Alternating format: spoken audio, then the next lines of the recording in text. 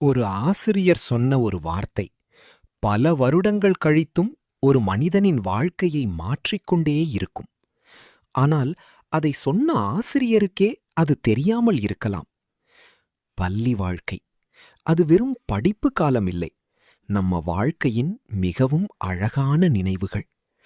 அரசு பள்ளி நோட்டுப் புத்தகங்கள், மடிந்த புத்தக கவர்கள், ஒரே மேசையில் சேர்ந்து அமர்ந்த நண்பர்கள். வசதிகள் குறைவாக இருந்தாலும் மகிழ்ச்சி மட்டும் நிறைய இருந்தது.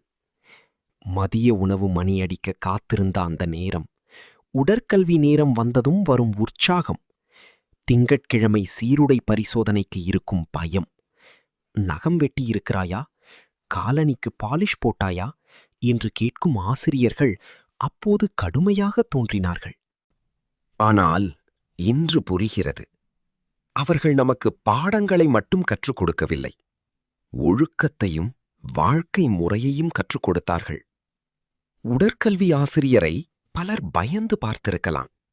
ஆனால் தோல்விக்குப் பிறகும் மீண்டும் எழ வேண்டும், வீழ்ந்தாலும் தொடர்ந்து ஓட வேண்டும் என்று முதலில் கற்றுக் கொடுத்தவர்கள் அவர்கள்தான்.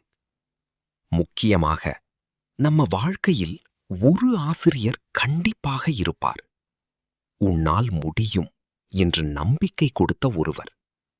அவர்களுக்கு அது ஒரு சாதாரண வார்த்தையாக இருந்திருக்கலாம்.